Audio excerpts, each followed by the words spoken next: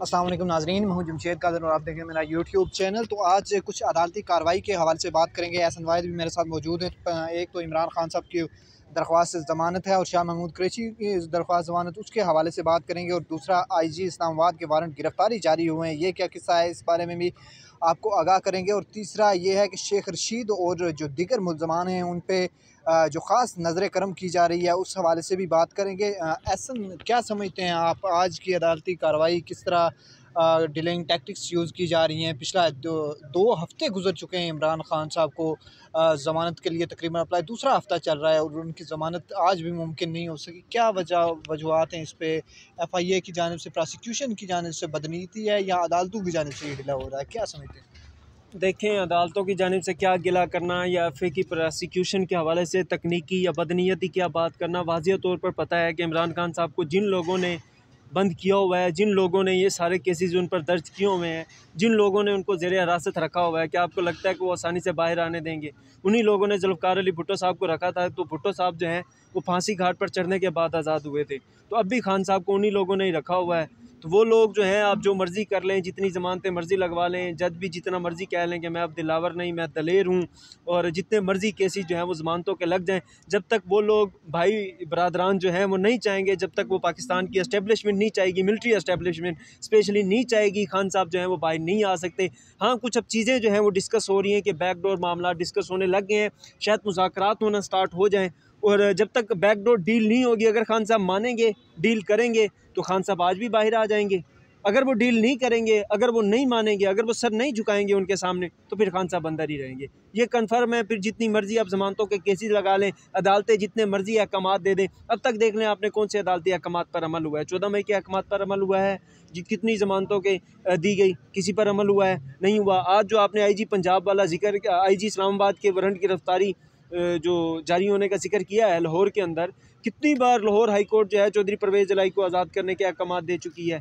और साथ वाज़िह तौर पर कैटेगोरिकली ये कहा है कि आपने किसी और मुकदमे में जो है वो उन्हें गिरफ्तार नहीं करना, लेकिन फिर भी उठा लेते हैं। कानून की यहाँ पे चल किसकी रही है? यहाँ पे ताकतवरों की चल रही है। जिसके ताकतवरों से मामला सेट होंगे, जो ताकतवरों की बात मान लेगा वो आज़ाद घूमेगा, जो नहीं मानेगा वो खान साहब की तरह इस तरह अटक जेल में बैठेगा।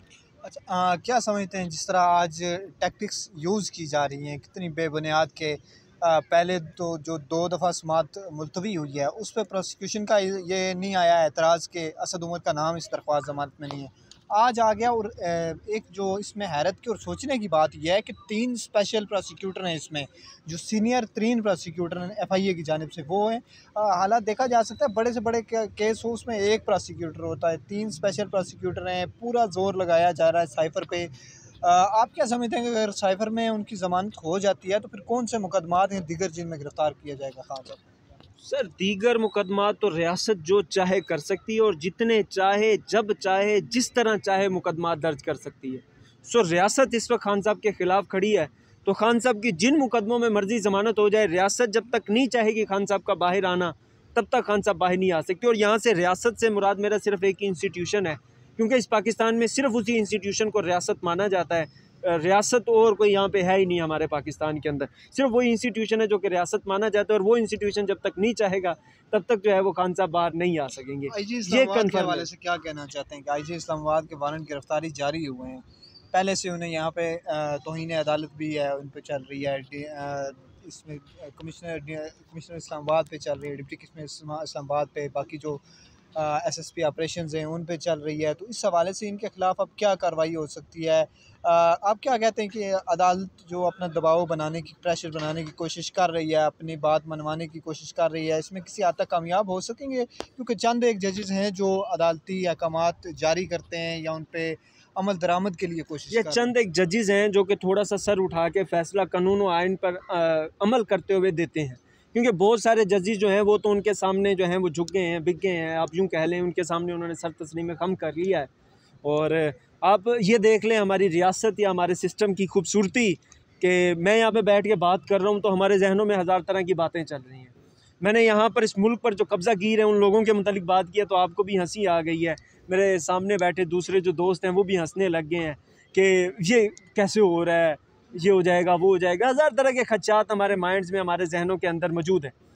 तो अब तकनीकी बुनियादों पर क्या खेला गया इमरान खान साहब के साइफ़र केस में कि असद उमर साहब की हम अलग से दरख्वास्त दायर करें, वो सुनेंगे और फिर इसी बुनियाद पर कि असद उमर का नाम आपने जो है वो क्यों डाला, हम जो है केस की समाअत मुलतवी कर रहे हैं, अगली बार असद उमर का नाम नहीं होना चाहिए।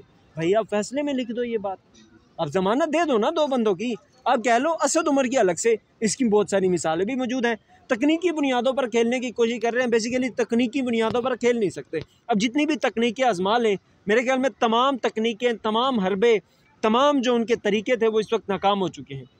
अब देख लें, रियासत उनसे चल नहीं पा रही। अभी मैं PIA की खबर पढ़ रहा था, PIA पर जो कर्ज़ है वो PIA की अपनी मालियत से 5 गुना ज़्यादा कर्ज़ है। ये हालात है PIA के। मईशत हमारी बर्बाद हो चुकी है, मईशत हमारी बर्बाद हो चुकी है, हमारी इंडस्ट्री बर्बाद हो चुकी है, बिजली हमारे पास नहीं है तो महंगे दामों है, आवाम के पास खाने को रोटी नहीं है। जबकि हमारे लिए इस वक्त सबसे बड़ा मसला इमरान खान है जो कि अटक जेल में बैठा है। हमारे लिए सबसे बड़ा मसला इमरान खान है। इमरान खान अटक जेल में कैद रहेगा तो डॉलर भी इन कंट्रोल होगा। इमरान खान अटक जेल में कैद रहेगा तो हर चीज़, मईशत भी ठीक हो जाएगी, हमारी ज़राअत भी ठीक हो जाएगी, हमारी चीनी का रेट भी नीचे आ जाएगा, पेट्रोल का रेट भी सस्ता हो जाएगा।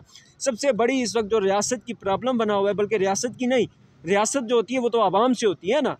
यहाँ पे आप कह लें कि एक इंस्टीट्यूशन की, वो इंस्टीट्यूशन जो कि इस रियासत पर काबिज है, उसकी सबसे बड़ी जो प्रॉब्लम है वो सिर्फ इमरान खान है।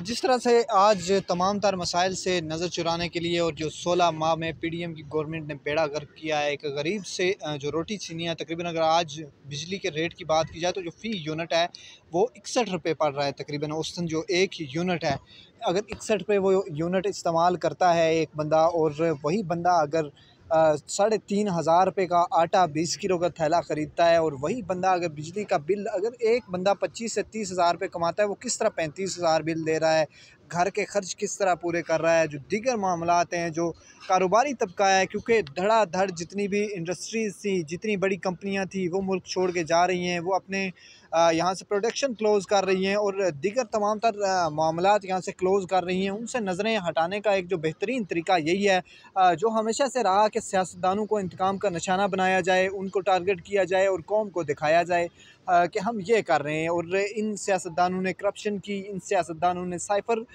डिस्क्लोज़ किया, इन सियासतदानों ने कोई दूसरा जो मसला है वो बयान करते हैं, लेकिन हकीकी मसाइल की तरफ इस वक्त भी किसी भी, ना किसी अदारे का, ना किसी सियासी पार्टी का, किसी का कोई भी जो तवज्जो नहीं है। अगर आज बात करें, जो सियासी जमातें ये 16 महीने हुकूमती सेटअप का हिस्सा रहीं, शहबाज शरीफ इतनी जो बेशर्मी से कहते हैं अगर हमें मौका मिला तो हम कौम के लिए कुछ करेंगे, और यही कहते सुना गया है बिलावल भुट्टो ज़रदारी को भी कि अगर हमें मौका मिला तो हम ज़रूर कौम के लिए कुछ करेंगे।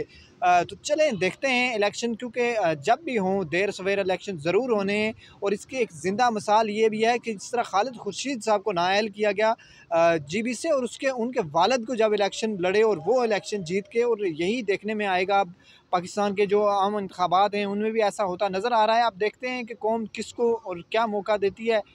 तब तक के लिए इजाज़त दीजिए, खुदा हाफिज़।